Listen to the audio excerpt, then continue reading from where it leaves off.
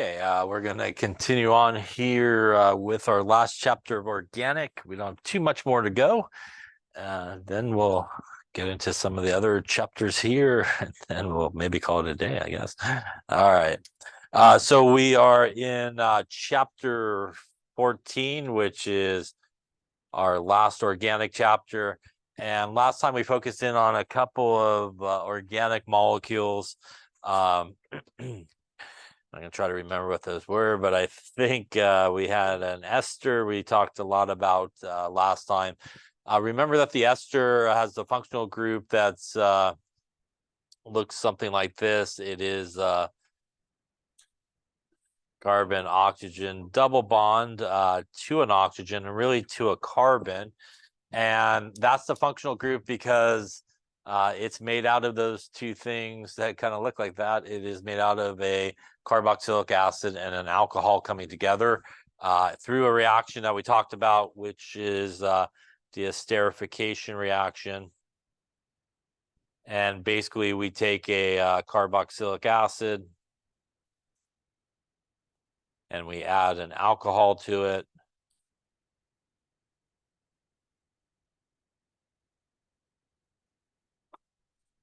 And as we talked about, what's going to happen here is we are going to really remove water in this process. So it's kind of like a dehydration reaction. We're going to try and take water out. Water will always sort of come from really the OH there on the carboxylic acid and the H there on the alcohol.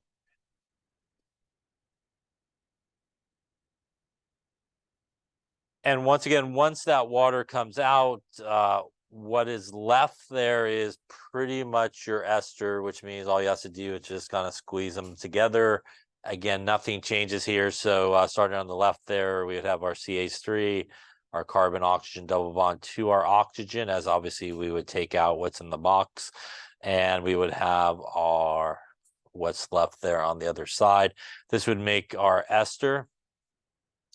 And remember that when we go to name it, we also really name it based on sort of how it was put together. So you want to think about breaking it off there between that functional group right about there, here, there we go. And remember that as you go to the single bonded oxygen, that's going to be your alcohol part of your ester. And as you go to the double bonded oxygen, which is, what you really do find in a carboxylic acid, that is going to be your obviously carboxylic acid part of the molecule. So the way that we go about naming these is the alcohol part is pretty much just named as a group, like a carbon containing group. So in this example here, we have one carbon, which means that's like a methyl group hanging out there. The carboxylic acid is going to get really the base of the name, and it's also going to get sort of the ending. And I talked about it last time. You can either use the carboxylic acid name and drop the IC acid at the end of it if you like, and just put 8 ATE at the end of it. Or you can just go all the way back to the alkane name, drop the E, and just put 08 at the end of it. So whichever way is easier for you to remember to do that. Really, the ending here needs to have OATE. And once again, if you started with the carboxylic acid name, they will end like this. So if you want, you could just get rid of the ick and the acid and put 8, and you'll have the proper ending. Or again, you could go all the way back to the alkane name, drop just the E and put 08 at the end of it. Both get you to the same ending line there. So whichever one is easier for you to remember. It is based off of how many carbons, obviously, that's there. So on the left-hand side there, we do have 2 carbons, which is technically from ethanoic acid and really from ethane all the way back to the beginning. And if we drop the E off of ethane, that's going to give us ethanoate. And again, we put that together with our group first, which is our methyl ethanoate in this case would be our name. Any questions on that one there? Now, we also talked about a couple reactions that the esters undergo, and the esters do undergo really hydrolysis reactions. which in most cases you could think of it as sort of the reverse of this reaction where we put it together. When we do the hydrolysis reaction, it's really just going to break it back into its parts. So there was two types of hydrolysis reactions that these underwent. We talked about an acid hydrolysis, which usually will have something like an H plus hanging out there in the reaction, probably on top of the arrow. So if you took your ester, I was going to say carboxylic acid, but sort of right. If you take your ester here and you do react with water, and again, you oftentimes will kind of see a H plus or something written up there as a catalyst, which is just something that's added to the reaction to speed it up. It's not really a reactant or product, just sort of there to do it. It's going to give you really back both parts of your ester in their kind of completed form. So when we go kind of the opposite way here, we just want to think about breaking it apart exactly where we put it together again between those two parts. And then the first thing that you should do afterwards is frankly just draw the two parts separated from each other. So we have the guy on the left there, and we have the guy on the right there. And once again, at this point, what we know is we should get both parts back. So we really just have to build out our carboxylic acid and our alcohol in this case, and it will come from our water. So the first guy is missing an OH, right? So we're going to send our OH over there to get back our carboxylic acid. And obviously this guy on the right here is missing a hydrogen, and that is what's going to end up over there. And now we have our alcohol and our carboxylic acid basically back. Once again, going in the reverse direction here, much like all the other reactions we talked about, again, nothing really changes. So don't get fancy with it or anything like that. Don't add things or anything crazy. It really is just sort of what it looks like when it starts. We also talked about a base hydrolysis, which is sometimes referred to as a sulfonification reaction. And because we use a strong base in that case, and we're not really using water and the acid, those strongly basic conditions doesn't allow us to get back these two products. It allows us to get back really the alcohol, but the carboxylic acid, because it's an acid and because it's going to be in that really strongly basic conditions, will not be allowed to basically reform. That hydrogen basically will not be able to stay on there at the end.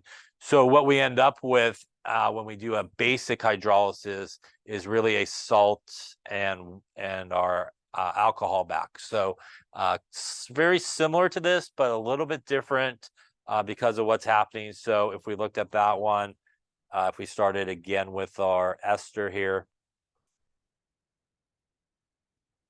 and we did something like, I think we might have looked like a sodium hydroxide or potassium hydroxide, which again is a really strong base, maybe a little bit of heat happening there. When we do this with a strong base, you could think of the strong base as sort of one part is this, which is like a negative part on the oxygen, and this is basically like a hydrogen, like a positive hydrogen sort of happening. And that's sort of how what's going to be added in. We would do the exact same thing here as what we did previously. We're going to break it right there between our carbon oxygen single bond. That's going to give us our two parts that we need. And again here, you can even see from the strong base, we really don't have all the parts like we did with water to kind of put them both back together. So that hydrogen is going to go over here to complete our alcohol. So we will get that back. Once we really get rid of that hydrogen there, what is left here is oxygen with a minus charge and really like a sodium with a plus charge, sort of like an ionic sort of thing that's happening. And that is what's going to end up over here. And again, we will have really this thing here, which is a carboxylic acid salt. And again, because we really are missing sort of that extra hydrogen that we have in water, and it's these really strongly basic conditions, that guy cannot keep that hydrogen on there. So it's just going to come off there. Question on those two reactions there.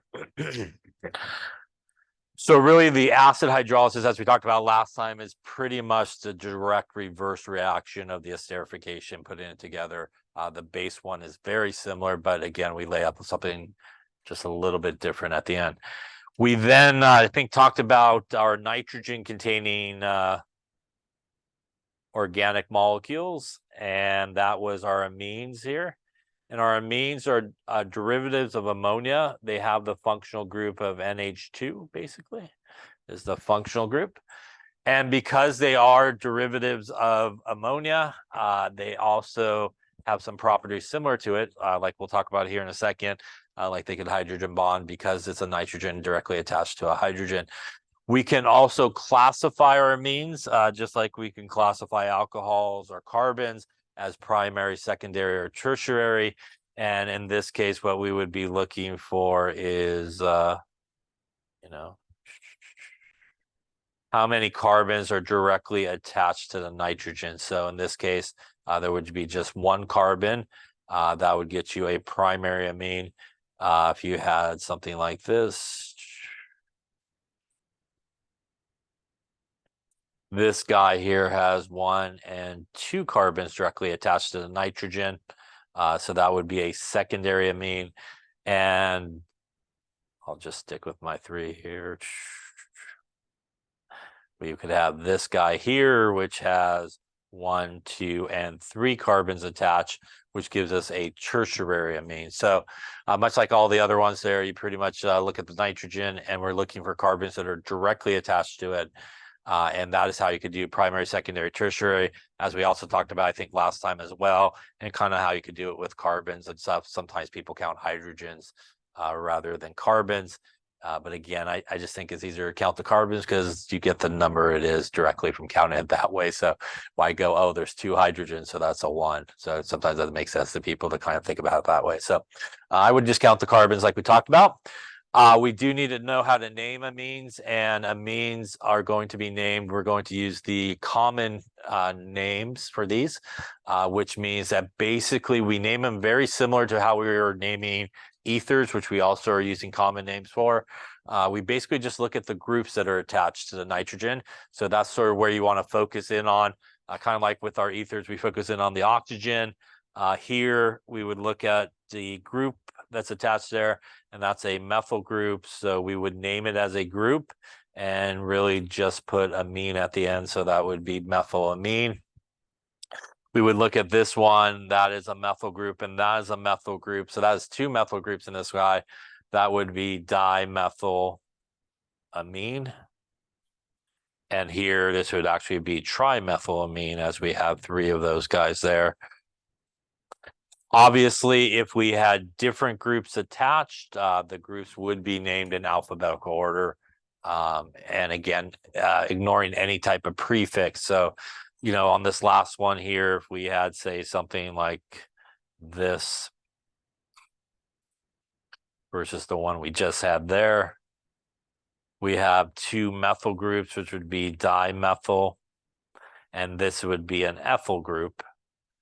So we would go with the ethyl first here, and ethyl dimethyl amine. Once again, ignoring the prefix and looking at the M versus the E here in terms of the alphabetical order. Any questions on any of that stuff there that we talked about last time? Yeah. All right, then let's continue talking about amines here as we push to the end of organic. We're going to talk a little bit here about aromatic amines. Remember that aromatic compounds basically contain our benzene ring, which is our 6-member ring that's got those 3 double bonds happening there. And we actually saw this guy earlier on when we did talk about benzene. This is one of those guys that if it does have an NH2 group on it, is kind of those historical names that's used with benzene, and that is what is known as aniline. So aniline is basically a benzene ring that has this, just like we talked about if we had a benzene ring that had CH3, that was toluene in that case, right? So this name again is sort of used very commonly still. So we will kind of use it as well here. And you could also see that the actual functional group here is actually off of the ring here, off of the benzene ring. So it goes to the nitrogen. If we needed to number something that was also on the ring, that carbon where that nitrogen is attached would be carbon number 1. So that's why we go to our guide to the left here. And really the main part of it is this right here, which is our aniline. And since that nitrogen is the functional group, that carbon that it's attached to on the ring has to be carbon number 1 for the purposes of numbering. And in this case, actually, I think you could go clockwise, counterclockwise. You're going to hit the same number no matter which way you go. So it doesn't really matter in this case. So we'll just go clockwise, 2, 3, and 4. And that's how we get to 4-bromyl aniline as the name there, again, as the location of that. So we will find the amine group off of the benzene ring, also like what we saw with the carboxylic acid, benzoic acid. Was that group was off the ring as well. And again, wherever that carbon is located that's attached to that functional group would be carbon number 1. Now, an unusual sort of thing, I don't know if it's unusual, but a different way of naming does come up when we deal with nitrogen containing groups like amines and like amides as well, which we'll talk about in just a sec.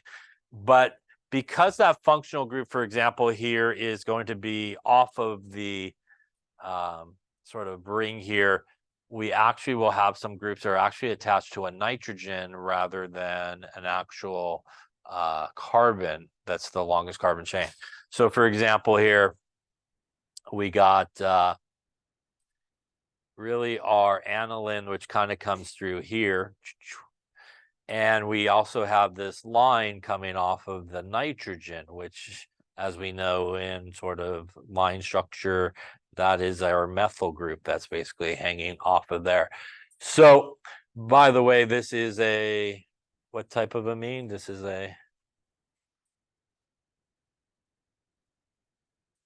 it is a secondary amine. That nitrogen has a carbon attached here, and then also the carbon down here, right? So that is going to be a secondary amine that's going to happen, as opposed to what we have going on with aniline, which is a primary amine, right? As there's only 1 carbon attached to it.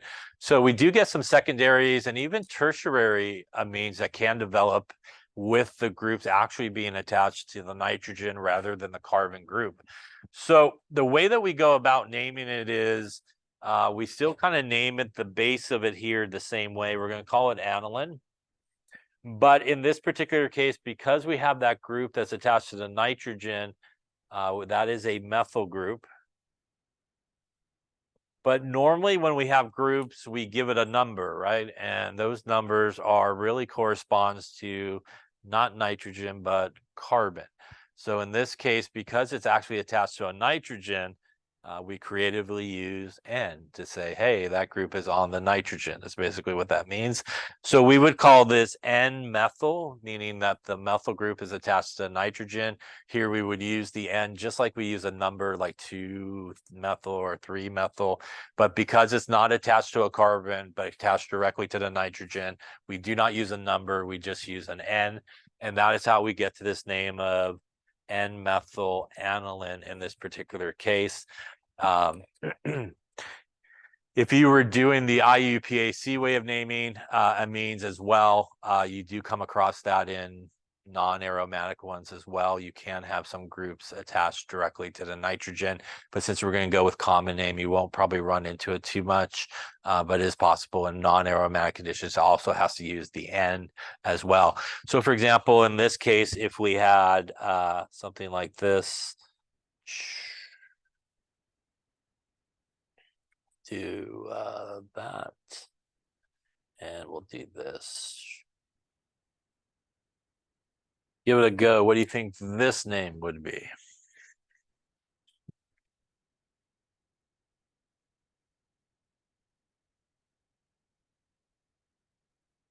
Yeah, so we have our aniline happening here, right? And that would be our base of our name, which is aniline. And we do, as you correctly said there, have a methyl and also an ethyl here. So as you might have said there, we would go with N-ethyl and methyl. as I run out of room there, I'll go underneath there. Aniline in this case, yeah. Now, if we had, for example, this where we have two methyl groups attached to the same guy, yeah. So this would be a dimethyl situation, right? As we have both of those methyl groups attached. And this would be dimethyl aniline, if I spell that right. Aniline, put the I first. Try that again. I'm gonna just keep scratching out. Let me get an eraser here. I had it so right in my mind. Just didn't come on the paper there so correctly. Let's try that again. Maybe wake up. All right. All right, let's try that again. So we obviously have our dimethyl aniline. There we go. Now the location of this they are both on the nitrogen, right? And what happens when we name a carbon group that's two of the same groups on the same carbon, we give the number twice. You do the same thing here. So this would be NN dimethyl aniline in this case. So a little NN, again, to indicate that both of those groups, as weird as it may look, are hanging out on the nitrogen. And it's very similar to what we do with carbons, where we have, say 2 methyls on the second carbon, we would go 2, 2, right? Dimethyl. So it's kind of a similar type of thing. So a slightly different thing that occurs here with amines, and you will have this perhaps with our aromatic guys.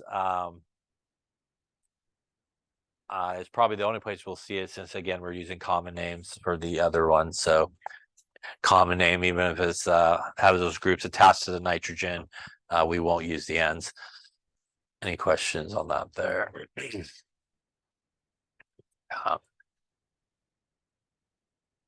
So just what I was kind of mentioning before,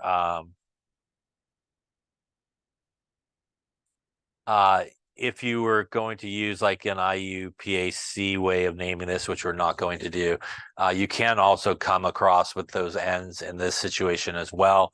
You would actually take the longest carbon that's attached to the nitrogen, and that would be the base of your name. And this would be methane amine without the E. And then these guys would then be our NN dimethyl methanamine. So even in a non-aromatic situation, you could have that. But again, we won't have that because we're going with the common name of naming it. So just in case it pops up somewhere that you see that without the benzene ring, you could also still use that in a secondary or tertiary amine that's sort of a straight chain without the aromatic. But for us, we won't roll with the IUPAC way of naming. We will just roll with the common way of naming, which you don't have to worry about the ends with that. So really the only place that probably will pop up is in a benzene type situation. But just to let you know, in other situations, if you didn't go common name, it could pop up in a name and stuff like that. All right. Why don't you try a couple of these here, see what you come up with here. Write the common name for each of these amine. Why don't you also draw, let's do something. I don't know. Let's do a propyl amine. And let's do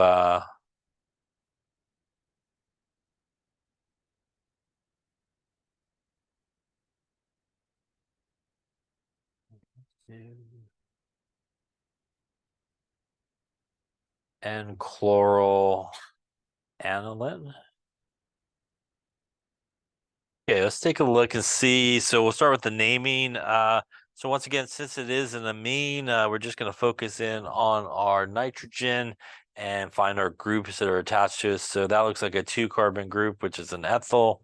That also looks like a 2-carbon group, which is an ethyl. And that is a 1-carbon group there. That's a methyl. So we do have 2 ethyls, so that's going to be a diethyl situation. And we're going to go alphabetical order here. So that's going to come first. So diethyl, methyl, and again, just going to put amine at the end there. Yeah. Any questions on that one? Yeah. You don't. We're gonna go with the common way of naming, which I think is what they use in the book. If you did use the IUPAC way of naming, you would actually use ends for this one since it's a tertiary one. So since we're not going to do that, we're going to go more of a common way. We'll just name them as the groups, and we'll reserve the end for just something with like aniline and stuff with the benzene ring. Yeah, yeah. The IUPAC way naming this is sort of similar, but it's a little bit different. So that's where you may also see it happen. But I believe your book kind of goes strictly with the common name, so we'll stick with that. Here we do have aniline here, and that's going to be the base of our name here. And we do have this group that's attached, which is our ethyl group. Now on this one here, it is attached to the nitrogen, so we will not use a number as the numbers are really just for carbons. So here, this would then be N-ethyl aniline here, as again, that nitrogen group is where that ethyl group is attached to. Question on this? Yeah. Yeah. It is, yeah. So remember that benzene rings are really represented one of three ways. It has three double bonds, and because of that, you could draw a resin structure where the double bonds are basically in the opposite locations. And that's why a lot of times, and especially in your book, I think they will just draw that circle in the middle to indicate it could be one of those two. And that's really because those double bond electrons are actually delocalized. They're moving around, and they could be at any of those positions at any particular time. So that's sort of what the circle represents. It still has only three double bonds, but it could technically be maybe the guy on the left there, top left, or it could be the one on the top right. So it's sort of a generic form for it. So it does mean the same thing. Other questions? Yep. Speaking of that, let's draw here some. We'll go with our amine, which we know is a nitrogen-containing group. So why not just start with the nitrogen in this case? And propyl means it is a 3-carbon group attached to it. So 1, 2, and 3. Putting in our hydrogens to give our carbons 4 will look something like this. Now, the way you can remember like how many hydrogens my nitrogen should have at this point is you could remember perhaps that these guys are based off of ammonia, which has 3 bonds, right? And that's what it needs to end up with. So right now my nitrogen has 1 bond, so it will need 2 hydrogens to get the 3, basically. So that's basically how you can figure out how many hydrogens you should end up with. This is a primary amine, right? Which means it will end up with 2 hydrogens at the end. If you're wondering where maybe the 4th sort of pair of electrons are, a lot of times not drawn in organic chemistry, but it does have a pair of electrons hanging out right there on the nitrogen, which will give the nitrogen the octet rule that it needs to fulfill the octet. Any questions on that one?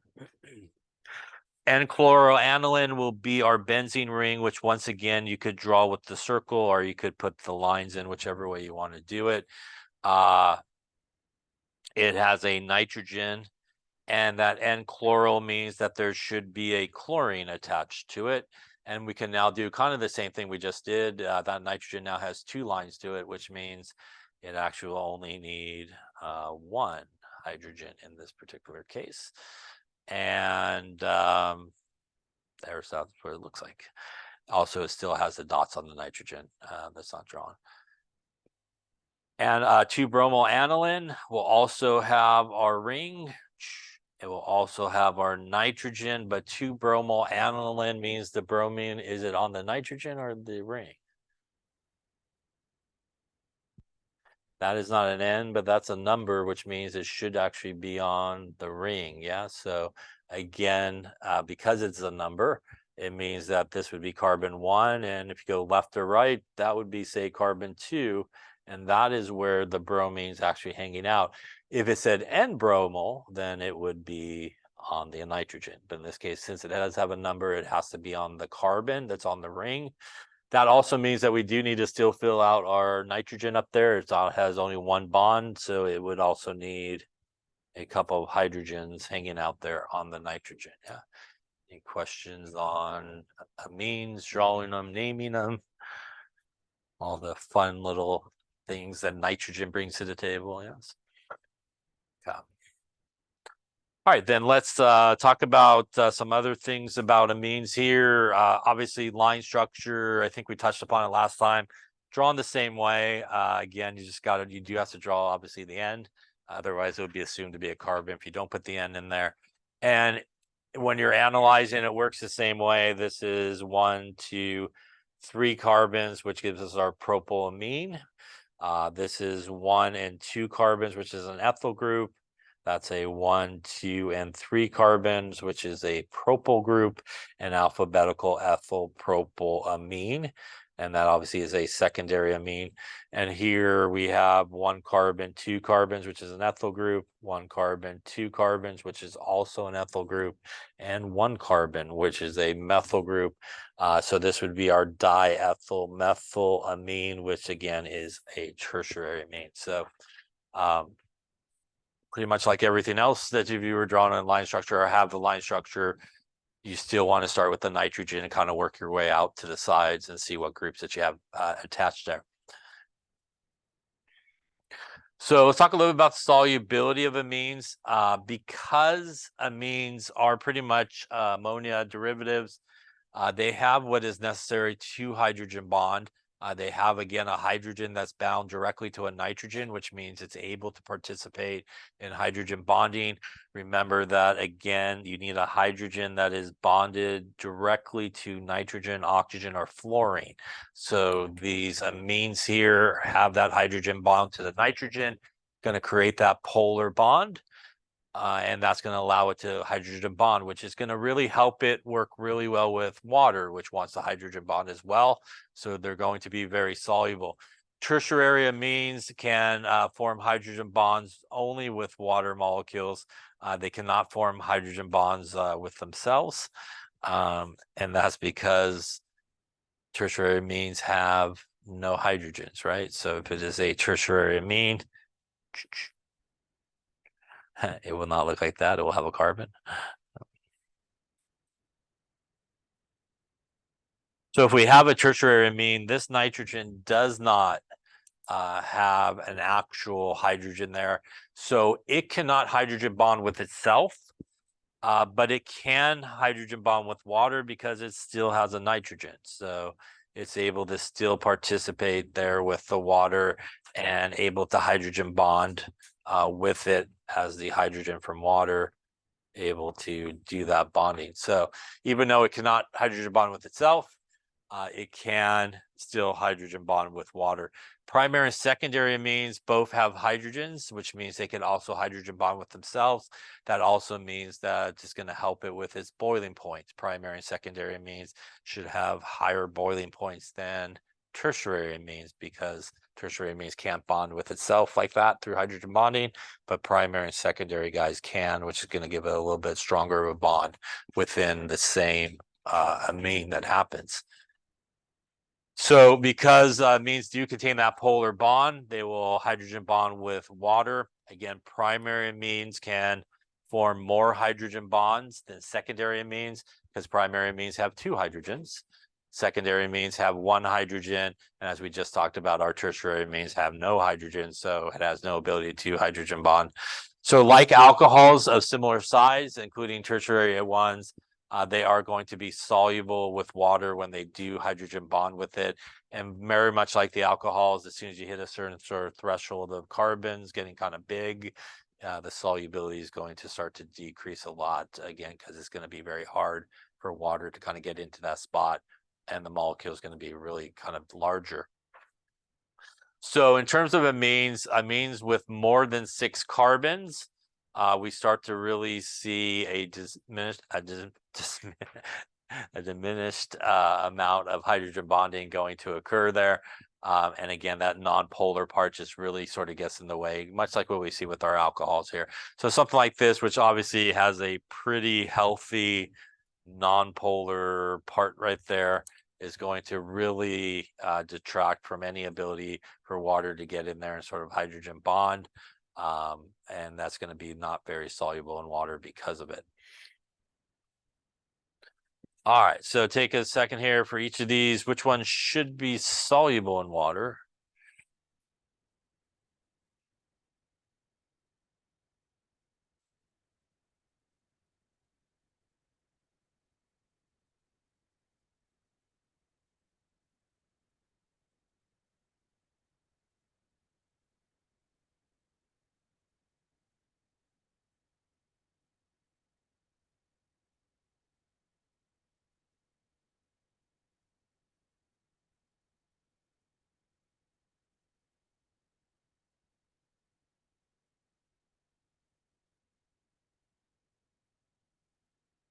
All right, so will the first one be soluble in water?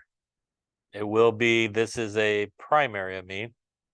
It's got a couple of hydrogens there on the nitrogen, which means it's going to be able to interact really well with water, both hydrogen bonding through the hydrogen to water. So oxygen and water could get in there, the hydrogen bond to the nitrogen of that. How about second one? It will as well. That's a secondary amine, still has the hydrogen, which again is going to allow that hydrogen to work with water, and also water's hydrogen to work with the nitrogen in that case. How about number 3 here, or C? And yes, yes, no.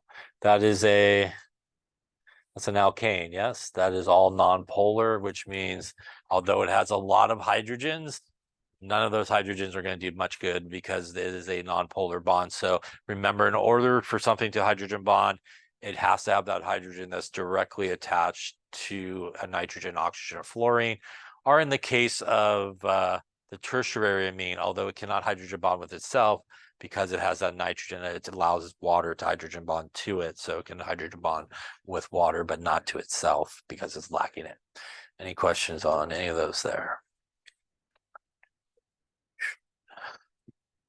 All right, so let's talk a little bit about some of these reactions that amines undergo, because they again are really derivatives of ammonia, and ammonia is actually a weak base that I think we might have talked about when we did some buffers and stuff like that, maybe. That's a weak base, which means basically amines will go through kind of like an acid-base reaction. So when we have ammonia, it's a weak base, which means it's going to accept the H plus as a base will do, and that's why it's considered a base, right? Because it would be able to form hydroxide, right, which is basic. So if we take an amine like methylamine, it's going to do exactly the same thing. The amine part is going to accept the hydrogen, and when it does, all that changes is you added a hydrogen to it, and the water lost its hydrogen and made hydroxide. So we just have the transfer basically of the H plus. Again, this is pretty much your Bronsted-Lowry acid-base sort of deal.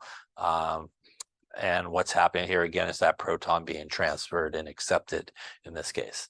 Obviously, in this case, the water in both cases is acting as the acid, right? It's donating that H plus in this case. Any questions on that there?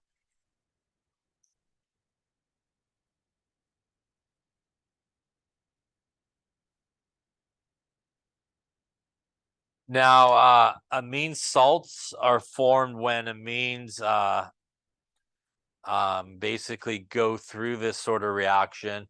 And they are responsible for such things as some odors that we see there in fish. And it is, again, a result of that sort of acid-base reaction that's going to happen. And again, we're not going to name the salts or anything like that, but here we do have our acid, our hydrochloric acid coming through, going to donate it H plus over. This thing stays exactly the same, except that we do have the H, and much like we talked about with Bronsted-Lowry, the charge changes as well, right? When you add an H plus, it goes from becoming one more positive. So kind of the same idea we talked about with Bronsted-Lowry acid and bases. You do have to adjust the charge here because, again, it's not just gaining the hydrogen, but it is gaining the plus. And when the HCl loses the hydrogen, we are left with the Cl minus, right? And this is again sort of our acid here, and our conjugate base would be the Cl minus, right? And basically this would be our base, and this would be our conjugate acid part, basically that part of it. It does make a salt in this case because it's an ionic compound that's sort of formed on the right-hand side there. And again, we're not going to name the salts or anything like that, but it does form that sort of salt in this case. We just don't really get the water formed, but we will get the salt that's actually formed. So some of the properties of these salts, like I said before, they are converted to their ammonium salts, and they can be used as drugs as well. And a lot of them are solids at room temperature, odorless, and very soluble in water and in your body as well. So a lot of medications are basically ammonium salts, which are derived from these type of things here. Ephedrine here is our ammonium salt, as you can see there. And also we have that guy as well, which is found in Benadryl, also a derivative basically of this sort of reaction. Cocaine as well is an ammonium salt that occurs here. And you can see it over here with our nitrogen happening. Actually, I guess I should circle over here with our nitrogen happening over there. These are things to know, I suppose. Alkaloids are basically compounds that are produced by plants, and nicotine, for example, which is a stimulant, also is an amine, and we see our amine group there in nicotine as well. Does some not so good things, it looks like, right? Increases your heart rate and your blood pressure. Caffeine, which, also maybe not so great in some situations, is also an amine, especially if you drink a lot of it, I suppose, along with energy drinks and just wait for your heart to explode, I suppose, all at once. I've seen students like they had the coffee and all the energy. I'm like, wow, that's not a good combination. I'm thinking there. All right. Maybe just add what's the soda? It's Mountain Dew. Mountain Dew, right? Has all the caffeine in it. Like add a Mountain Dew to that. That would be good. All right. So morphine here and codeine are also these alkaloids, which again are these amine sort of compounds as well. All right, let's draw the condensed structure and or the line structure for cyclic, guys. Let's do methylpropylamine, and let's do 2-chloroaniline. I think I actually just did that one. Well, it's kind of bromine. So we could skip this one, I think. We already did that sort of earlier. We did bromine, it's very similar.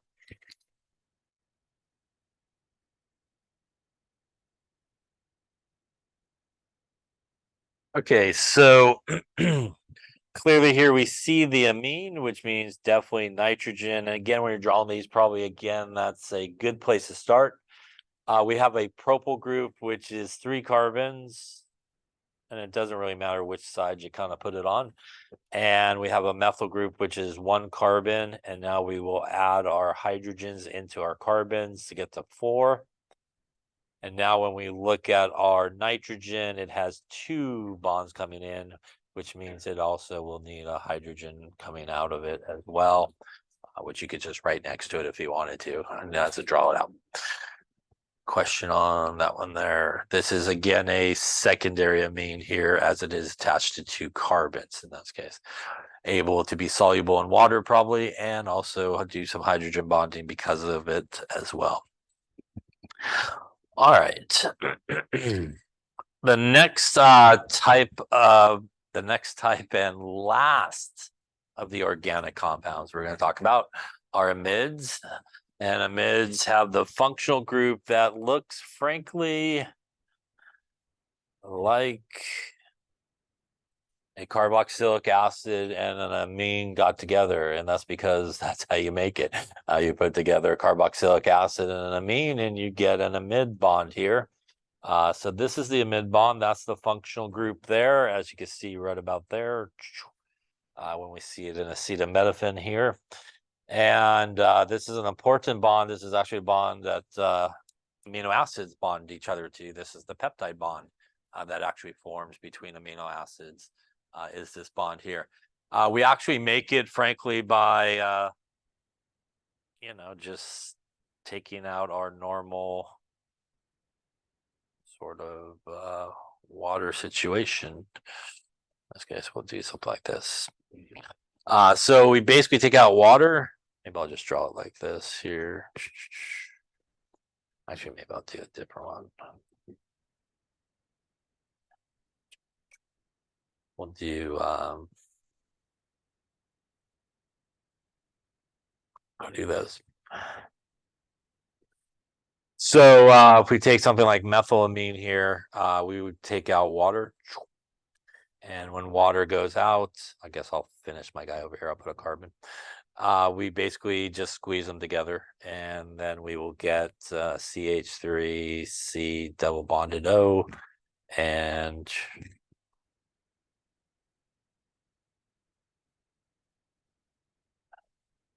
so we take water out, we just draw exactly what's there, and then what's left over here would give us our nitrogen, hydrogen, and our CH3, making our amide bond right there in the middle.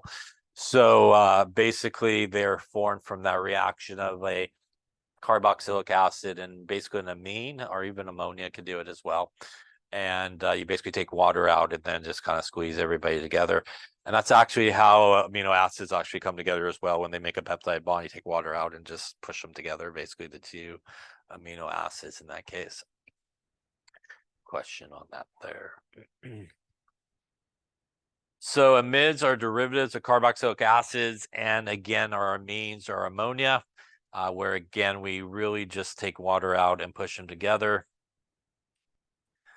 And there it is right there, what I just drew. Prettier picture, I imagine. But we're going to take the water out here. And again, just push the two boxes together and nothing else changes in this case. This is exactly what you have here. And that is exactly what you have here.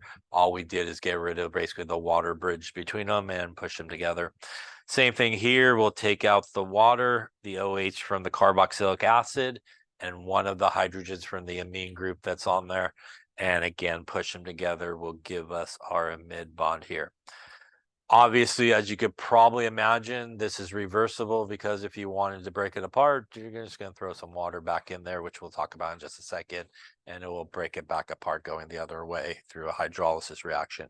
So it's very similar also to pretty much how we make an ester. Take the water out, squeeze it together, and you end up with your ester or your amide in this case. So if I had this guy here, why don't you draw what should come out of that there?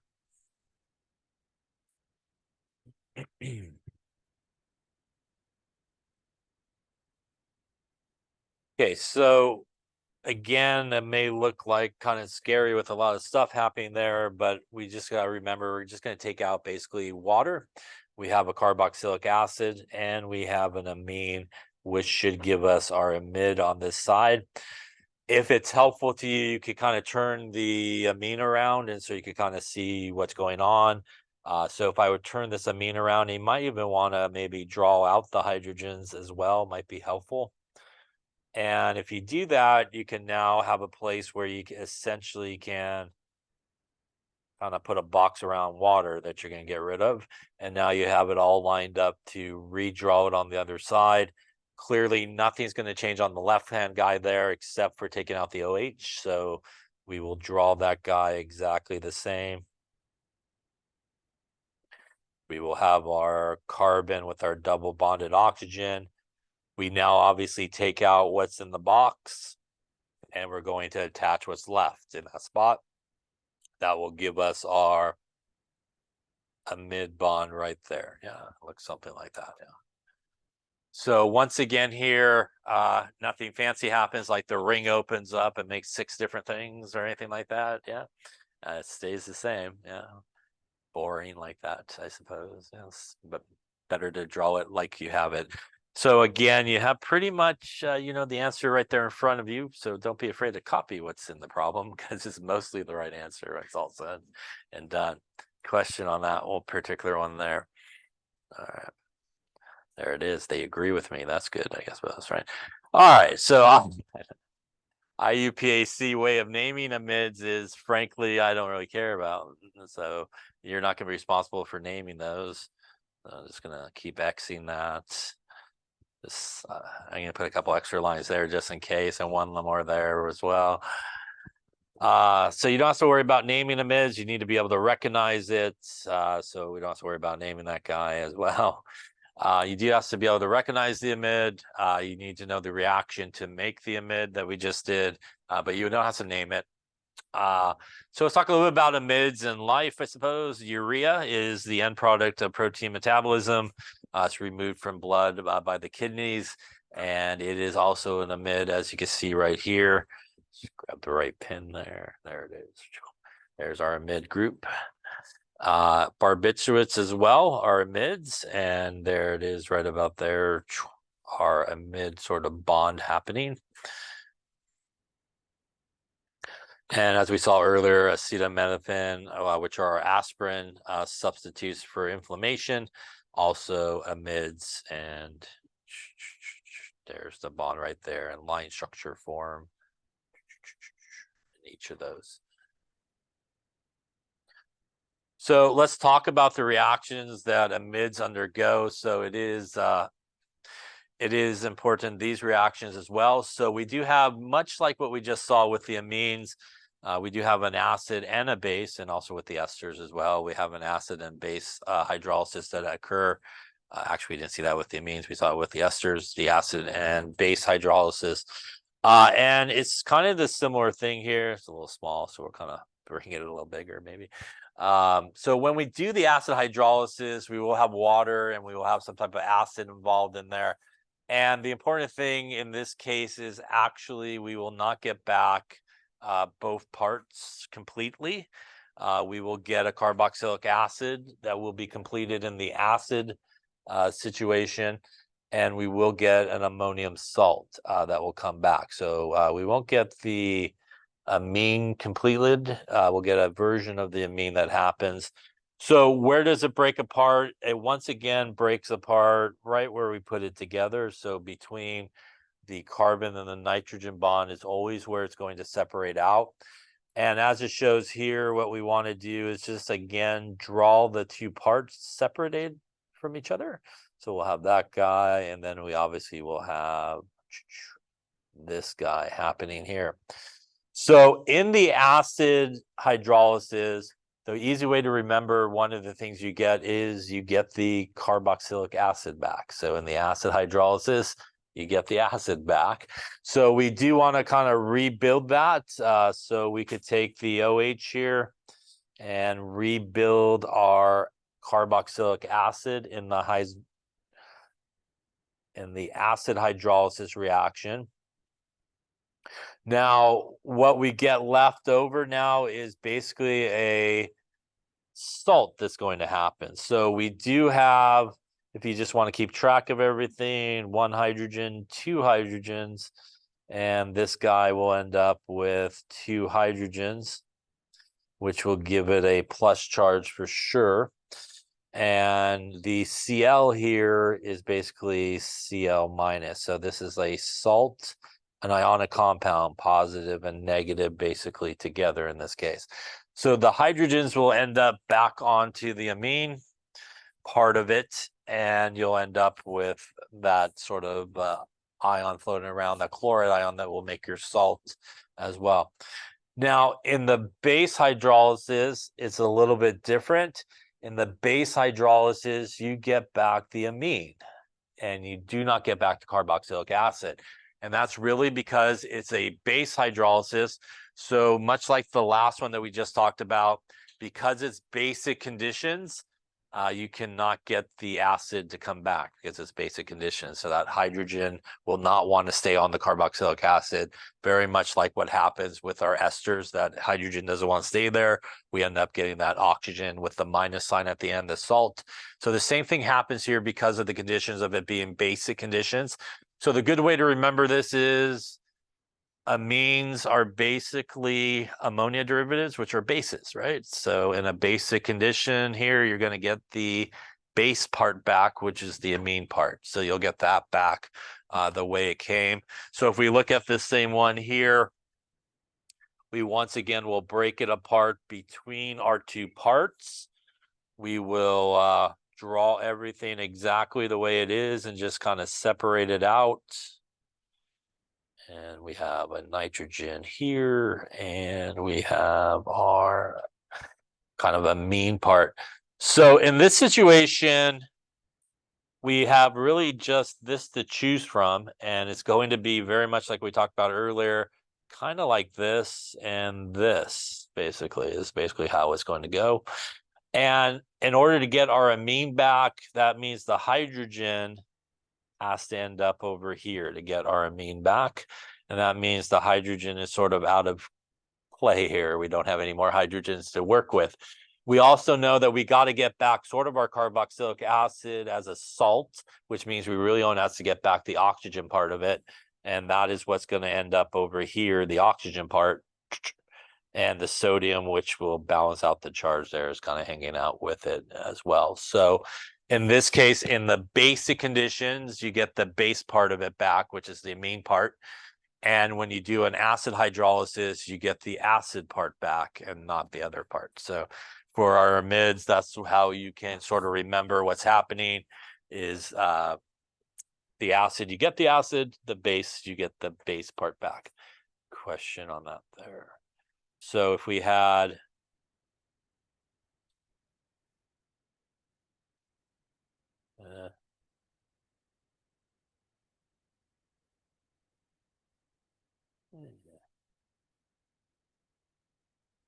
let's take a look at this one here. Let's just do let's do this CH3 CH2 C double bond O NH.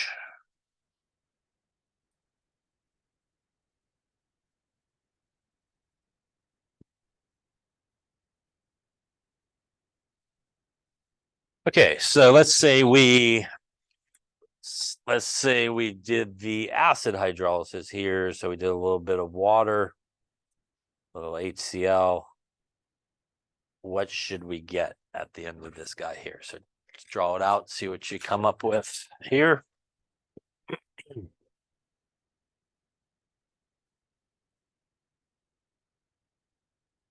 Know this is an acid hydrolysis because we got water in, we have an acid happening there. You might also say heat as well, or you might see a little triangle sort of symbol. So we know that this is basically going to break this amide apart. And again, we're going to break it apart right there, always between the carbon and the nitrogen bond, which is basically how it comes together. The first thing you would want to do in this case, again, is just start with the two parts. So we'll go with our CH3, CH2, carbon double bond oxygen, and then the other part, and I'll just go this way with it, I think. And that. All right, so we know that it's an acid hydrolysis, which means we should get back the completed carboxylic acid. So that means we're going to snake the OH group there, and we're going to put that back there to get our carboxylic acid back. We're also going to basically protonate this guy here. And in this case, we will end up with this and a Cl minus in this case. And we will have that hydrogen right there. There we go. So we'll have the two hydrogens that will come on, and we'll have the Cl minus that will go there, and we'll get again our salt and not our amine back. If we got our amine back, it would have been what I stopped with without putting that last H on there. Then we would actually have that extra hydrogen there. And again, if you just want to keep accounting everything, these two hydrogens end up on the nitrogen. And this guy is technically still there, but not really attached. It's an ionic sort of association between the positive nitrogen and the negative chlorine in this case. Question on amides there. All right. Well, I think that's organic chemistry. Yeah, that's good. Sounds good. All right. So that wraps up chapter 14. Okay, we're going to continue on here to our next chapter, which is chapter 13. So we're going backwards. Again, I'm not really sure why in your book they broke up the organic chapters, but maybe it made sense, I suppose. So we're going to go back to 13 here, which is carbohydrates. And looks like some bread, some pasta, so it's good stuff. That's a hand waving to you. That's a left hand and a right hand. So when we talk about carbohydrates, they are referred to as sugars, and they sometimes are what are referred to as being chiral compounds. And a chiral compound have the same number of atoms that are arranged differently in space, and they have one or more what are referred to as a chiral carbon. And a chiral carbon is basically a carbon where you have 4 different groups attached to it. And the deal with chiral carbons or chiral compounds, I guess is a better way to say that. The thing with chiral compounds is if you take the mirror image of that particular compound, what you have staring back at you is a structure that no matter what you do, will not superimpose back on the original structure correctly. So basically, if you took a molecule here, stuck it in front of a mirror, you would get something that reflected back. And if you pulled out this guy and tried to place it on top of the original guy standing in front of the mirror, it really will not fit perfectly. Even if you try to rotate it and stuff like that, that is the point of the hands there. If you hold up this hand to the mirror, you get this hand staring back at you. Yes. And if you take, I guess if I was through that way to stare at myself, but if you pull this hand out of the mirror image, you can do whatever you like with your hands here. There's no way that they're going to fit correctly. That is thumbs the right side, but that's palm up, palm down, right? You could rotate it around, try not to break your hand or anything like that, right? But there's no way that you can get your left hand and your right hand to fit perfectly palm down, thumbs on the wrong side, right? So that's all problematic. So our hands are chiral sort of compounds. Again, they are mirror images that if you pull it out, the image from the mirror, no matter what you do to it, you will not be able to get it to fit perfectly on top of the original structure. The way you can sort of easily recognize that in sort of carbohydrates, again, is if you look at a carbon and you see that there are 4 different groups attached to it, then that's going to be a chiral carbon and a chiral compound. Now, as you can see here, if we take this molecule up to a mirror, we will get this reflected there. This guy will reflect there. That will reflect there. And this guy will reflect all the way in the back, basically. And if we pull this compound out and put it on top of the other, even with rotation, something will be off. It may not appear that way, but as you rotate it, angle-wise, the guys are not going to basically sit on top of each other perfectly, as you can see here. And we can recognize that by looking at this carbon in the center. It's got one group that's different than this group, and that group, and that group. So those are 4 different groups that are attached to that carbon, which makes that a chiral carbon and means just what we see here, that if you put that thing up into a mirror, you will not get it to sit perfectly on the original structure. Now, other compounds are what are referred to as being achiral. And achiral means that if you take that compound and you put it up to a mirror and you pull out the mirror image, you can actually rotate it around and get it to fit perfectly. And that usually will mean that you probably have on a carbon at least 2 groups that are the same. So you don't have 4 different groups attached. So if we look at this guy here, we actually have 2 bromine groups attached, which once again, when it reflects in the mirror, will reflect something like this. And if we pull that guy out and rotate it, because of these 2 groups being the same, they actually will fit perfectly on top of each other. And that is what is referred to as being achiral. So chiral compounds have mirror images that are not superimposable. Achiral compounds have mirror images that are superimposable with some finagling sometimes to turn it around and move it around. So these are some chiral and achiral objects. We have some gloves there, which again are chiral. We have a golf club, which is chiral. A soccer ball is achiral. Also, our glass there is achiral. And our right-handed scissors there are chiral as well. Not sure about left-handed scissors, but we'll go with that. So first off, which ones are chiral and which ones are achiral? Take a moment and decide here. And what we want to look for in terms of it being chiral is we do need 4 different things attached to that carbon. So that's a chlorine, which is different than a hydrogen, which is different than our ethyl group here. And that is different than our methyl group. So that looks like 4 different things attached, which means that this would be a chiral molecule, which means if you took that molecule up to a mirror and you took its mirror image out, it would not fit on top perfectly. It would not superimpose on it because it's chiral. If we take a look at the carbon here for our middle guy, we have a chlorine that's different than a hydrogen, and we have, 2 hydrogens there. So that cannot be chiral because we do not have 4 different groups attached. And in this case, that would then make this achiral.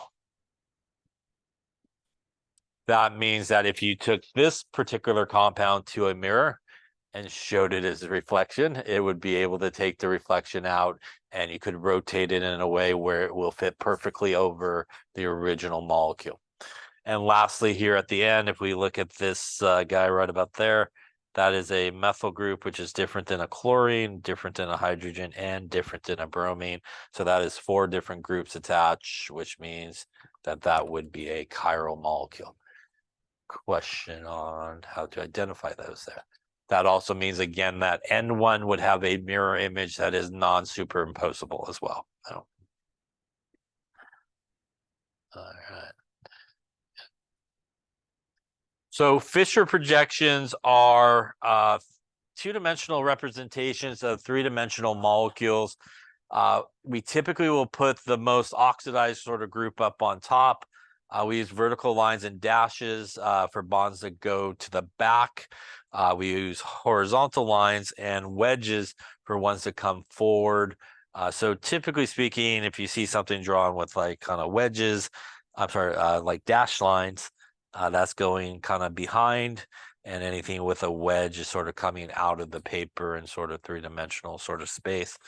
A lot of times carbohydrates, as we will see, are kind of drawn just like this, by the way, and kind of like a line structure. And it's kind of where every kind of line comes together. These are all basically carbons. So that's very common, as we'll see in this chapter.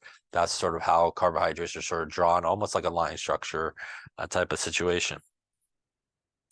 So here again is our line structure type situation. Once again, right here is a carbon on each of these. And that is a chiral carbon because this hydrogen is different than this entire group. And that is different than the OH group. And that is different than this group. So that is your 4 different groups that are attached to that carbon. And that would be our chiral carbon in this particular compound.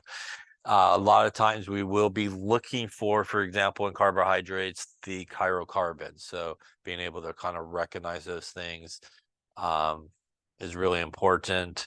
And sometimes people think, well, this entire thing is all one group, and it is when we're kind of looking at, say, chiral carbons, and this entire thing would be considered a group, and this thing would be considered, and that would be considered a group. So it's basically anything on opposite sides of that carbon is considered a group, and as long as you don't have the same sort of groups on opposite sides of the carbon, then it will be a chiral carbon, or if you do, it will be an achiral carbon if you have the same group.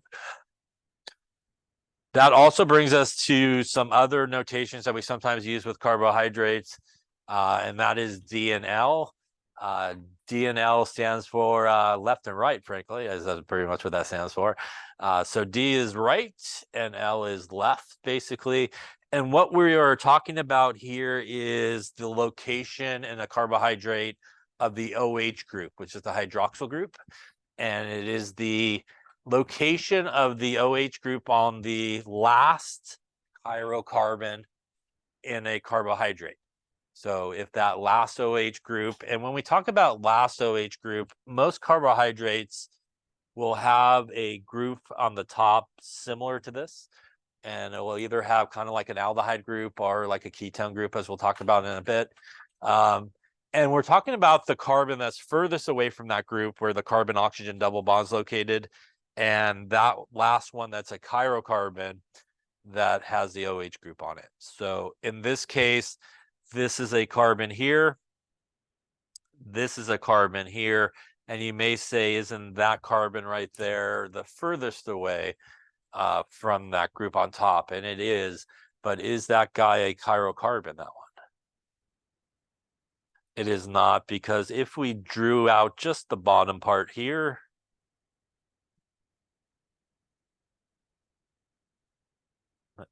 this carbon has that entire group above it, but these two hydrogens are the same, right? Which means it is not a chirocarbon.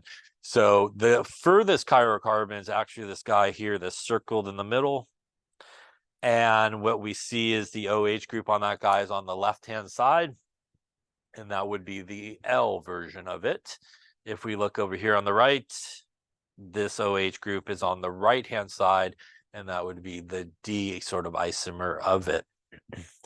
I would say not 100% of the time, but about 90, high 90s% of the time, if you have a carbohydrate and you're looking for the last chirocarbon, a good place to start looking is above this group. They usually will have this group at the end, that's CH2OH.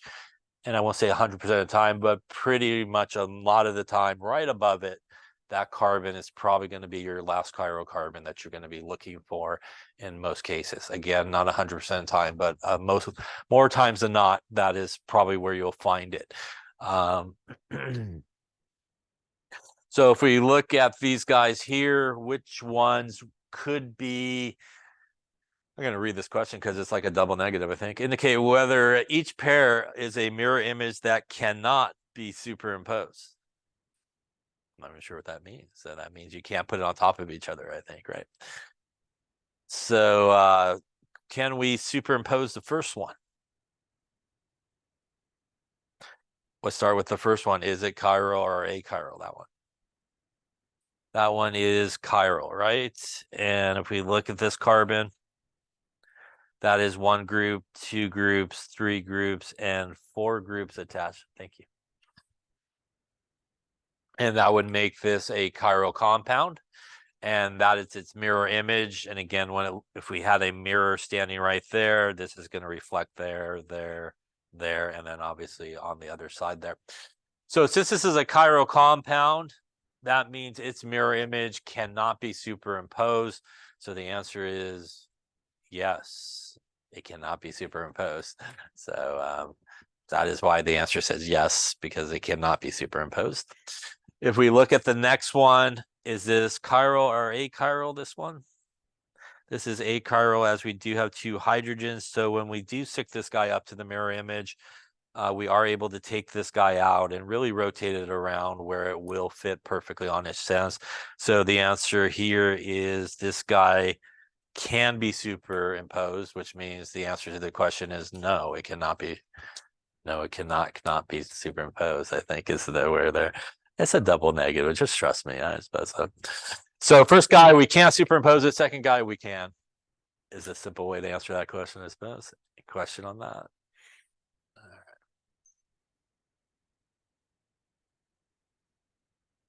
All right, so let's talk a little bit more about carbohydrates. Carbohydrates are a main source, obviously, of energy from our diet. We take carbohydrates in, goes through a little glycolysis, I think is what they still call that. That breaks it down. We use it for some energy. We got a little extra. We store it there as glycogen in our body in case we need it a little bit later on. We go through a little gluconeogenesis and break it back down into some energy. Then I fell asleep in that class, so I don't remember the rest of that. But there's a whole like Krebs cycle happening. But basically, carbohydrates are sometimes referred to as sugars, and they are basically composed of carbons, hydrogens, and oxygens. And they're also called saccharides, which basically means sugar. So as we'll talk about, there's monosaccharides, there's disaccharides, there's polysaccharides, which are all basically glucose molecules or carbohydrate molecules kind of hooked up together. So carbohydrates are produced by photosynthesis in plants through this cycle. So we take glucose, is synthesized in plants. from CO2 and water, and energy from the sun. So we have respiration and energy here. So a nice little cycle as it sort of gets produced and back around as obviously we give off water and CO2 in that process. Now, as I mentioned before, there's different types of carbohydrates. We have monosaccharides, which are the simplest carbohydrates you can have. Mono means one, so basically one carbohydrate by itself. Disaccharides is basically putting two monosaccharides together. You basically just hook them together. Maybe not surprising is you hook them together by basically taking out water. So you take out water between the two carbohydrates, and all of a sudden you have a disaccharide, which is basically hooked together. And polysaccharides are when you basically hook together a bunch of carbohydrate molecules, all basically put together by taking water out and pushing everybody together through that bond. That's what we see down here. If we wanted to break these guys apart, you can't get any further than a monosaccharide because there's only one. But if you had a disaccharide, you put the water back in and it will break it back apart into its individual carbohydrates. And if you had a bunch of carbohydrates together, you would need a lot of waters to break apart each of those carbohydrates into its single kind of cells. We're going to look at that reaction too a little bit later on. But basically water, sort of a hydrolysis reaction, will kind of break it back apart. And just basically how we put them together, as I mentioned, is to take water out. So it does make sense to kind of put them back together. So let's talk about these monosaccharides first. So monosaccharides consist of either 3 to 6 carbon atoms typically. They have a carbonyl group, and basically they have the same organic group that we talked about with aldehyde or ketones. Remember that the carbonyl is the carbonyl carbon. That's the carbon-oxygen double bond. That is our polar guy, right? Positive, negative happening there. And it will either have a carbohydrate, your same aldehyde group that you find in organic chemistry, so it'll have that guy, or it will have your ketone group, which is still needs a 3-carbon run with your carbon-oxygen double bond. So your carbohydrates will have one of these two sort of functional groups at it. And earlier we were talking about finding the last chiral carbon away from the oxidized group. That's the group that you want to find the last chiral carbon from, furthest away from that carbon-oxygen double bond. They will also have a lot of hydroxyl groups, which is OH groups. So they will have a bunch of OH groups basically on them as well. So let's take a look at each of these here. The first one is what are referred to as an aldose. And an aldose is a carbohydrate that has basically the aldehyde group on top. And much like in organic chemistry, we always find the aldehyde group at the end of the molecule, right? Because of the hydrogen. Same thing happens here with the carbohydrate. You will have that carbon-oxygen double bond at the end of the carbohydrate because of the hydrogen that's there. So it can't be anywhere else. So if you see this aldehyde group on a carbohydrate, it is considered what is referred to as an aldose. We also can classify carbohydrates based on how many carbon atoms they have. And we would count that carbon here. So that's 1 carbon, 2 carbons, 3 carbons, and 4 carbons. And that is what is referred to as a tetrose. Tetrose like tetra for 4, right? Tri for 3 carbons, penta for 5, and hexose like hexa for 6. So kind of the similar prefixes we use in organic and some other things as well are used here. So this particular one would be an aldotetrose, which means it has the aldehyde group and also has 4 carbons. Question on that there? Yeah. That was going to be my next question. I'll ask it. How's that? I'm going to change the question though and ask a slightly different one, which is how many chirocarbons are there in this molecule? Which obviously brings up the question of, yes, you could have more than 1 chirocarbon in a molecule, right? So is there more than one? Is there one at all?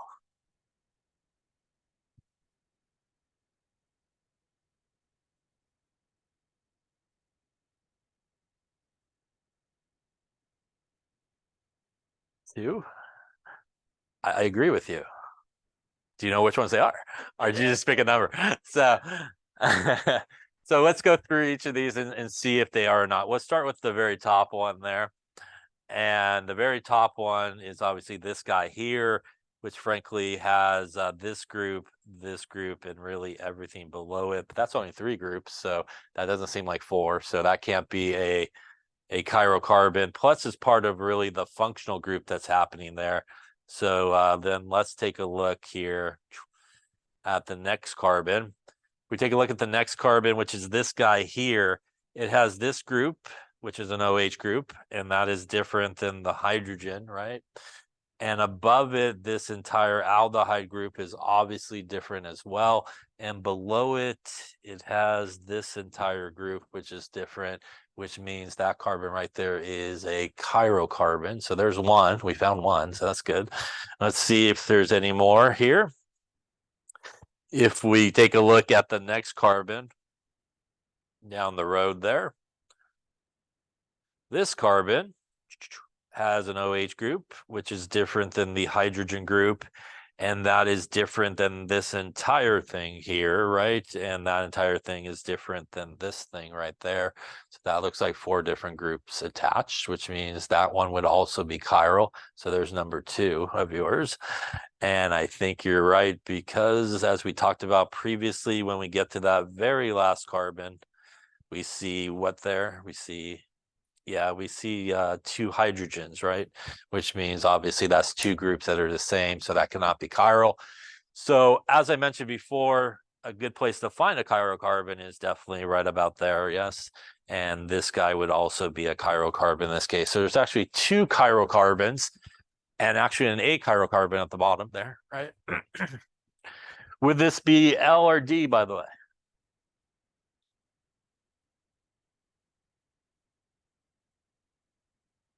I am looking for the OH group that is located at the furthest chiral carbon from like my aldehyde group, my carbon oxygen double bond. That would be this carbon right here, right? And the OH group is found on the right-hand side, which means that would be a D in this case. Yes. Question on any of that there. So carbohydrates that have the aldehyde group on top, known as aldoses. Again, you can classify it based on the number of carbons. And again, as we just saw here, there can be more than one chiral carbon in a particular carbohydrate. But when we are assigning D or L, we're looking for the very last carbon from the carbon-oxygen double bond. So further down the road, as far as you could go before you get there. Now, taking a look at this one, this is a carbohydrate that's actually a ketose. And it's a ketose because, frankly, it has the ketone functional group on it. It has the carbon, carbon, carbon with the oxygen double bond in the middle. And in case you cannot see it, it is right about here. That is 1 carbon, 2 carbons, 3 carbons, and a double bond happening right there. So that is your ketone group right there. And that means that this one does not have the aldehyde up on top. This is a ketose because of that. And just like a ketone in organic chemistry, that carbon-oxygen double bond can't be at the end because you need it in a 3-carbon run with it to be in the middle. Same thing is here. We don't have the carbon-oxygen double bond at the end. It actually has to be inside one there to have that 3-carbon run. So in this case, chiral carbons, how many would there be?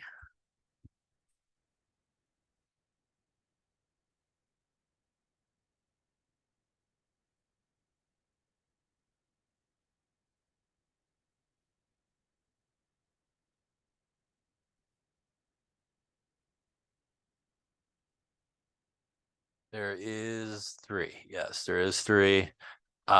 This guy up here would not be chiral, right? Because it's got the 2 hydrogens, right? This guy here would be chiral, as it has the 4 different groups kind of coming that way and down. This carbon here would also be chiral, as it has this group, again, everything above that line and everything below that line, which is different. And this guy right here would also be chiral as well. So those 3 that are circled would be chiral carbons. This guy at the end would once again not be chiral either, right? Because it's achiral. It's got the 2 hydrogens that are attached there. This would also be based on the number of carbons that are there in the entire molecule. We could also classify it like we did our aldose. This guy has 1 carbon, 2 carbons, 3 carbons, 4 carbons, 5 carbons, and 6 carbons, which makes it a hexose. So this is what is sometimes referred to as a ketohexose. Keto because it has the ketone group basically on the top, and hexose because it has 6 carbons attached. And this would be D or L. This would be D as our very last chiral carbon. As you can maybe see a pattern, once again, is above that guy. And our OH group there is on the right-hand side, which would make this a D in this case. Yeah. Question on that there.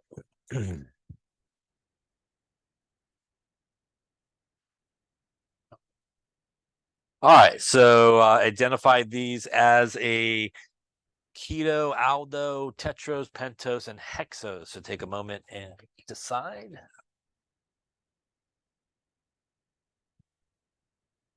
Here, we hopefully should be able to recognize this as our aldehyde group, which means that this would be an aldose.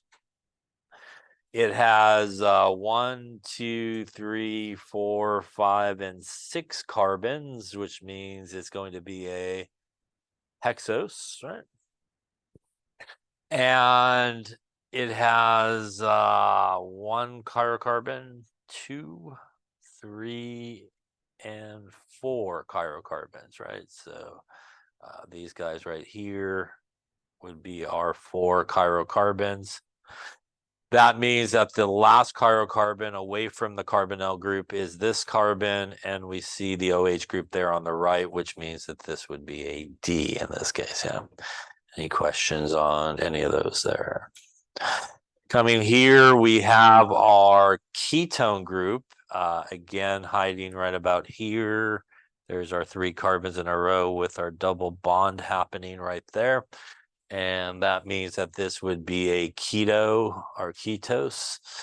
It has 1 carbon, 2 carbons, 3 carbons, 4 carbons, and 5 carbons, which means that this would be a pentose.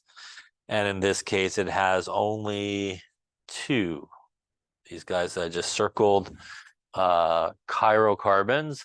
And obviously here, that would be our last chirocarbon where it's on the right.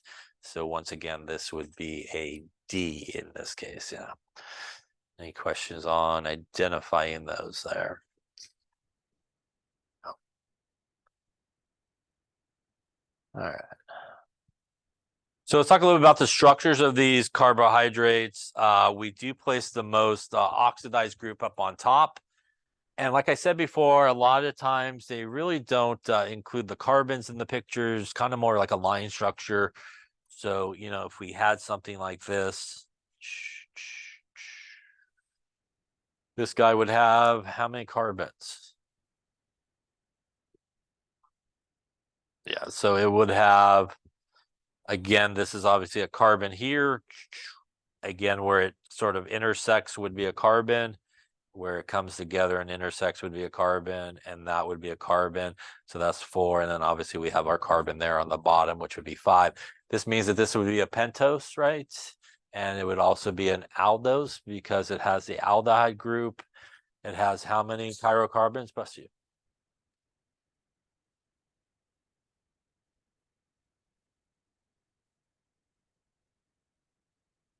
This has 1 chirocarbon there, right? Is this guy a chirocarbon?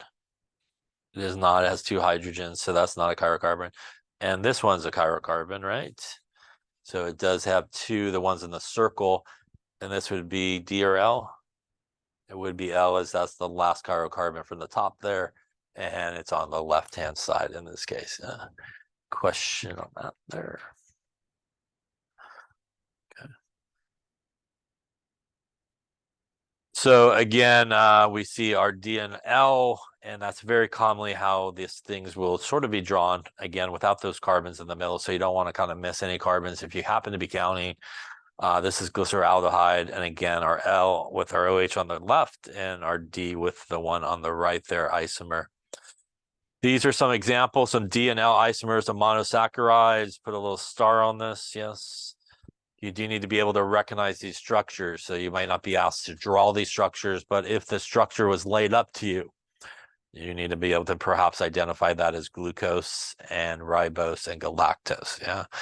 So again, if the structure is given to you, be able to basically identify them. This is our D-glucose, which again, we see our last chirocarbon, which is right there, and our OH group on the right-hand side. This is ribose with our last chirocarbon right there on the right, and this is L-galactose, which are OH group there on the left. Once again, this guy has 1 carbon, 2 carbons, 3 carbons, 4 carbons, 5 carbons, and 6 carbons, so hexose and an aldose.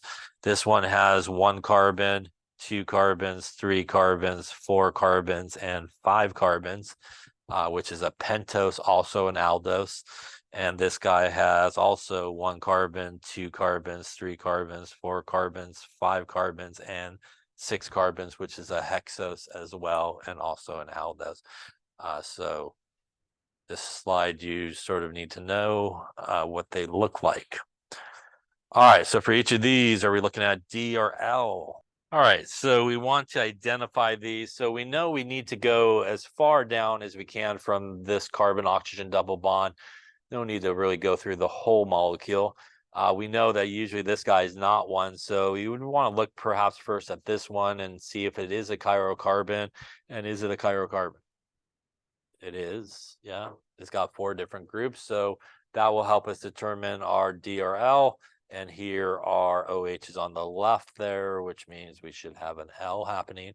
Same thing here. We want to go as far down as we can from that carbon-oxygen, double bond. Once again, usually backing up 1 from that is a good place to start looking. And again, if we look at that carbon right there, it also has 4 different groups attached, which means it is going to be a chirocarbon. And once again, here we do have the OH group there on the left, which means it would be L. And lastly, same idea. This is actually a ketone, our ketose, and that is our carbon-oxygen double bond. And that is where we want to kind of look furthest down. Once again, I'm just going to back it up to this guy, which is a chirocarbon. And my OH group there is on the right-hand side, which would give us a D. Any questions on any of those? Now, clearly, each of these have more chirocarbons than the one I marked, but that again is the last one down the road that you're looking for to determine if it's D or L isomer. Any questions on that?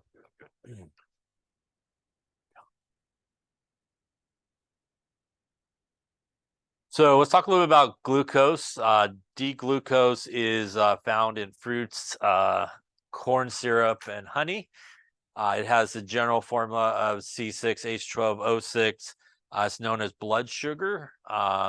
And it is really the basic building block of a lot of polysaccharides like starch, cellulose, and glycogen. A bunch of these guys kind of put together, taking out water, kind of builds up a lot of these really long polymers. Polymers are really long chains of repeatable units, so long chains of like glucose molecules will give us some things like starch.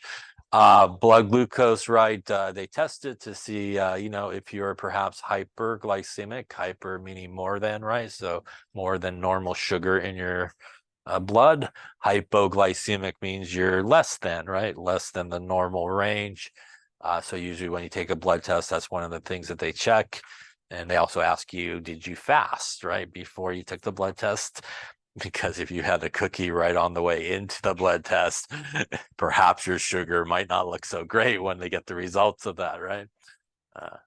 It's always a good idea to fast, I suppose, when you're doing that. Fructose is also has the exact same molecular formula, C6H12O6. It's the sweetest carbohydrate. It's found in fruit, juices, and honey. In the body, it will convert into glucose, and it is our ketone, our keto type of situation is happening there when we have our ketone group. Another monosaccharide is galactose, and galactose is pretty much similar to glucose, except the location of that OH group on carbon number 4. It's not really found in free in nature, but it is part of what makes up lactose, which is a disaccharide. And what some people are lactose intolerant for is the problem of breaking this thing apart. But it does come from that, and it's also an aldose there up on top in our aldehyde group. All right, so we're not going to draw these guys. You don't have to draw them, but you do have to, again, recognize them. And again, there's our fructose. And as you can see, we don't have our carbons that are there. Any questions on that there? All right, so to finish up here, I do want to kind of get to this little part of this just to kind of talk about it first here. Cyclic structures of monosaccharides, what happens when we have sort of the straight chain of a monosaccharide is it will actually fold up on itself and can form a cyclic structure, basically like a ring type structure. And when we have carbohydrates, they basically have two types of rings. They have one that looks almost like the cyclohexane ring, kind of like a 6-carbon ring, but it's really not a 6-carbon ring because there's an oxygen in the way there. So it's actually a 5-carbon ring. And this looks like cyclopentane, which is a 5-carbon ring, but again, it has the oxygen that actually gets in there, and it's actually a 4-carbon ring. So when these guys kind of fold up on each other, what's going to happen is essentially it will make one of those sort of rings. And for example, if we took a carbohydrate such as this,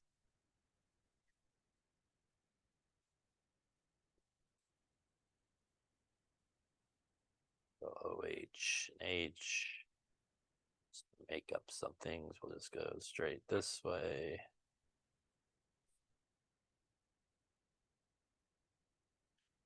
When this carbohydrate actually will kind of turn into a ring structure, what's going to happen is we would number these carbons from the top 1, 2, 3, 4, 5, and 6 carbons. And when you want to draw it into the sort of the ring structure, what you want to do is basically just take this guy and kind of just drop it on its side. So if I do that and I drop this guy on its side, it's going to look something like this.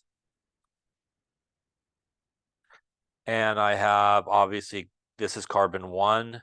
This would be carbon 2. This would be carbon 3. This would be carbon 4.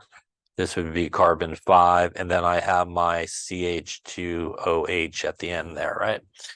Now, when I do drop this thing on its side, everybody on the right-hand side will end up on the bottom, right, as it falls over. So as it comes down, everybody here on the right-hand side will end up on the bottom, and everybody on the left-hand side will end up on top. So when I kind of translate that back down, I have basically an H here, an OH, an OH, and an OH here. And I have an H, an H, H, and OH in this case. So all I do is just take my straight structure, drop it to the right, and whatever's on the right-hand side will go down. Whatever's on the left-hand side will end up on the top.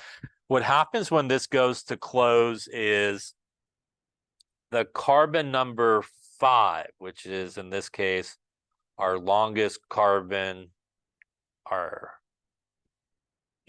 didn't erase it there. There we go. Do this. This is really our last chiral carbon. So this 5 carbon will come and find the carbon-oxygen double bond. And that's what's going to actually close in on each other to make that ring. And you can figure out how many carbons did you need to draw by what's in there. So that's a carbon that's part of the ring. That's a carbon, that's a carbon, that's a carbon, and that's a carbon. That is a 5 carbon that's going to come together to make a ring. And that tells me that I should draw this guy right here, which is my 5 carbon. And we would have something that looks like this. Now, when we do this, what always happens is you can see this guy at the very end, that 6 carbon, it's always not part of the ring. So where that guy always ends up is right above here to the left of the oxygen in the ring. So that always ends up in that location. And that's going to be carbon number 6. And now if I number this, this is 5, 4, 3, 2, and 1, kind of counterclockwise numbering them. So what happens in this case is we actually will skip number 5, which what comes together to make the ring. And we go to carbon number 4 here. And at carbon number 4, my OH group is actually on down, right? We can see it's drawn down. And that's how I would draw it on this ring structure, as the OH group pointing downward. When I go to carbon number 3 in this case, my OH group is actually pointing down as well, which means when I go to carbon number 3 here, I'm going to draw my OH group down. When I go to carbon number 2 here, my OH group is actually up, which means my OH group at carbon number 2 here will be drawn up. On the other side of that line is a hydrogen, not usually drawn in the ring type structure, but the hydrogen's on the other side of that line. The last carbon there, number 1, depends on what type of anomer you're going to draw, which is either an alpha or a beta. And alpha means down and beta means up, which means if I were to draw the alpha of this, I would put the last OH group down, and that would be our alpha. And if I were to do the beta, the only difference is that last OH group would be flipped upwards. So this is how you could go from kind of a straight guy to a ring. You basically drop it on its side. You take that 5th carbon to where the carbon-oxygen double bond is located. You can figure out how many carbons there are and which sort of structure that you need to draw. We clearly will do more examples next time on this.